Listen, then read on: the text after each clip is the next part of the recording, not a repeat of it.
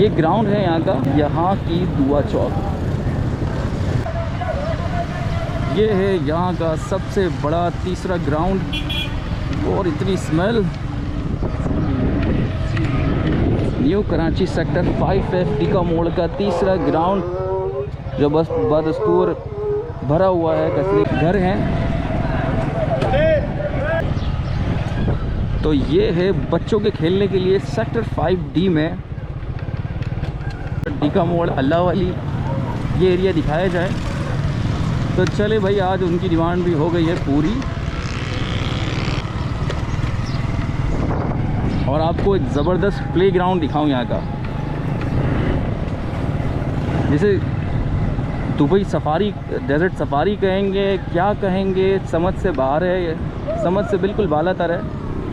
تو آپ دیکھ سکتے ہیں یہ گراؤنڈ ہے یہاں کا، اور یہ پلے گراؤنڈ ہے، اور اس کا یہ حشر ہوا ہے، اور پوچھنے والا کوئی نہیں ہے. پتہ نہیں کہاں سے اتنا ملبہ لا کے یہاں پہ ڈال دیا گیا ہے.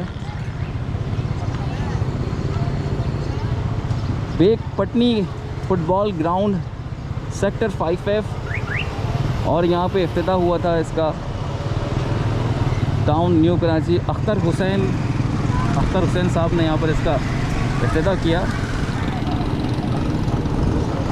اور شاید اختر حسین صاحب کو بھی نہیں پتہ ہوگا کہ اب یہاں پر صورتحال کیا ہے. اور یہ روڈ جو پورا ہے یہ ہو گیا ہے، سارا روڈ یہ ملبے کی نظر ہو گیا ہے، ملبہ لا کے ڈالا گیا ہے یہاں پر. اور بہت بڑا ایریا، بہت بڑا گراؤنڈ ہے یہ سیکٹر 5F کا، اور ساتھ میں ہی ہے سفید اسکول. اور یہ وہی سفید اسکول ہے جو کالے پیلے نیلے اسکول کی ایک شاخت ہے. یہ ہے سفید اسکول. ویسے تو اس کا نام گورنمنٹ بوائز سیکنڈری اسکول ہے، اور یہ سفید اسکول کے نام سے، کالے اسکول کے نام سے یہ اسکول زیادہ مشہور ہے. کریلا اسٹاپ پر پڑے گا ہمیں سفید پیلا اسکول. تو ابھی جو آپ کے لیفٹ سائڈ پر ہے وہ ہے سفید اسکول، اور یہاں پر بہت ہی برے حالات. اور ساتھ ہی ساتھ میں آپ کو دکھاتا چلوں وہ چوک جس کی ہم سے ڈیمانڈ ہوئی تھی، وہ یہ ہے یہاں کی دعا چوک. یہاں کی دعا چوک ہے، اور دعا چوک کا بہت برا حال ہے. اس کے لیے بھی دعا کریے گا. تھوڑا سا ہمیں راستہ دے دیں گی، تھوڑی سی ہمیں راستہ دے دیں. اور اب ہم تھوڑا آگے کی طرف بڑھ گئے ہیں، راستہ لے لیا ہے، اور دوسری جانب کی نالے کے اوپر محمدی پکوان سینٹر یہ نالا ہے، اور یہ ہے محمدی پکوان سینٹر، جس کو کہیں گے انکروچمنٹ. کوئی برا مان جاتے ہیں لوگ. آپ نے یہ کیا کہہ دیا؟ کاروبار ہے ہمارا، اور آپ کیسے کہہ سکتے ہیں ہمارے بچوں کا پیٹ چل رہا ہے؟ تو ایسا نہ کریں. آپ اب جب رشوت دینے والا لینے والا دونوں ہی برابر کے شریک، اب آپ سوچ سکتے ہیں. تو اب میں آپ کو دکھانے چلا ہوں یہاں کا تیسرا گراؤنڈ. یہ ہے یہاں کا سب سے بڑا تیسرا گراؤنڈ، اور اتنی اسمیل.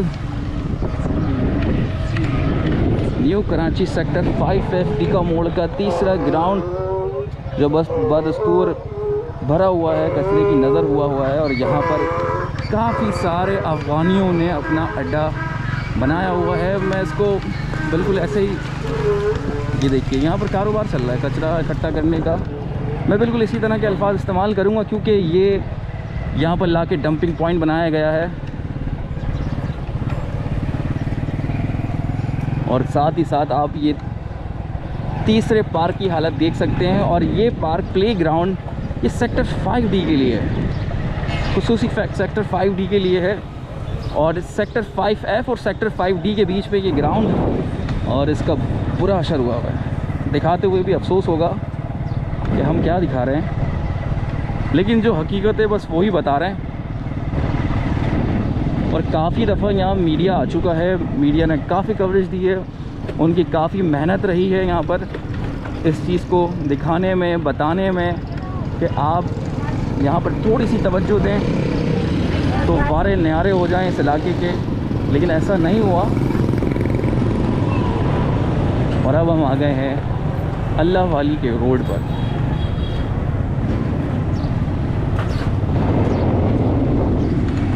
اور اب ہم آگے بڑھ رہے ہیں اللہ والی کے لیے، اور یہاں پر لگ گیا ہے ایک چھوٹا سا بازار جس کو کہا جاتا ہے منگل بازار۔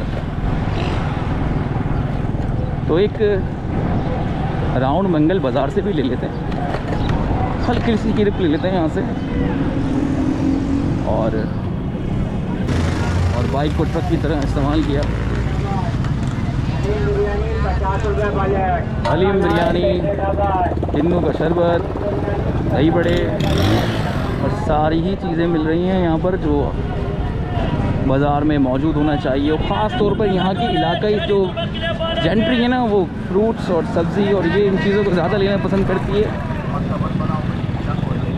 تو سبزیاں یہاں پر مل رہی ہیں، اور ظاہر سی بات ہے یہ جب علاقائی بازار ہوتے ہیں نا، ادھر آپ کو نا کم میں بھی سبزی مل جاتی ہے۔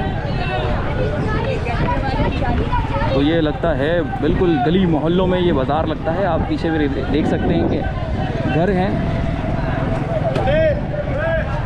اور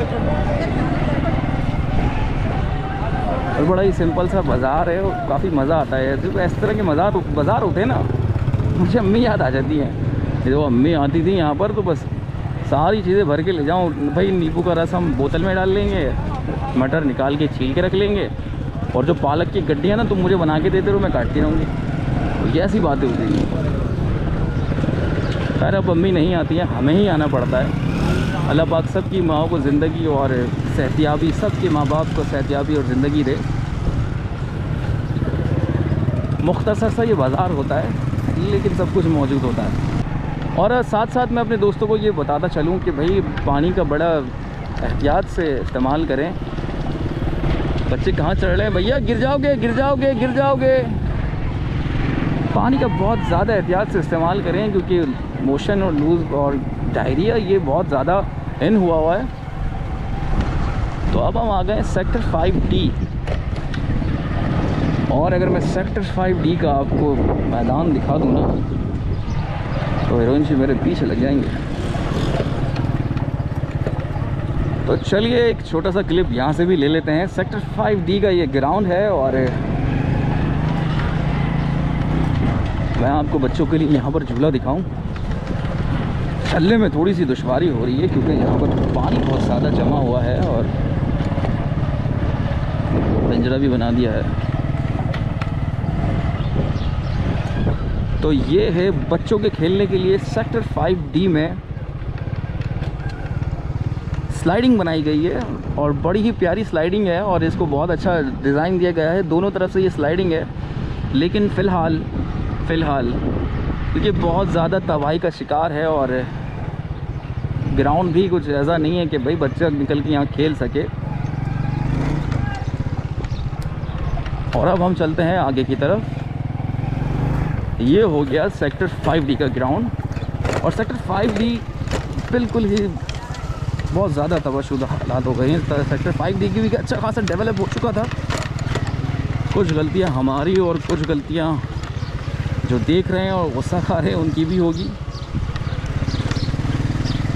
ظاہر سی بات ہے جب بجٹ آتا ہے، سب چیزیں ایشو ہوتی ہیں تو وہ یہاں پر لگتی نہیں ہیں، اور کافی ساری دکانیں یہاں پر ایسی گئی ہیں جن کو نوٹسز دیے ہوئے ہیں، جن کا شمار ہو چکا ہے انکروچمنٹ میں، لیکن ہم نے اس کا نام نہیں لیا اس لیے کہ بھائی وہ دکانیں چھپی ہوں، تو ہو سکتا ہے کہ آپ بولیں کہ بھئی آپ نے نام کیوں لکھ لیا، یہاں کا تو سب کو پتہ لگ گیا۔ تو یہ آ گئے وہ ناجائز شادی ہال جن کو برباد کیا گیا ہے سندھ گورنمنٹ کی طرف سے، اور یہ ناجائز تھے۔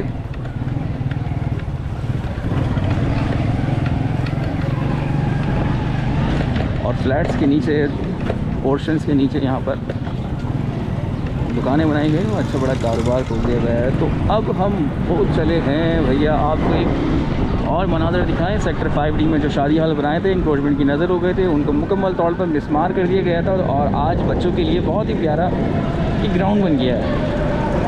تو آپ دیکھ سکتے ہیں اس کو توڑنے کے بعد بہت ہی اچھا شیپ دے رہا ہے، کیونکہ یہ ناجائز تھا۔ ایسا لگا ہے کہ کہیں سے راکٹ آ کے گرائے اور تباہ ہو گیا۔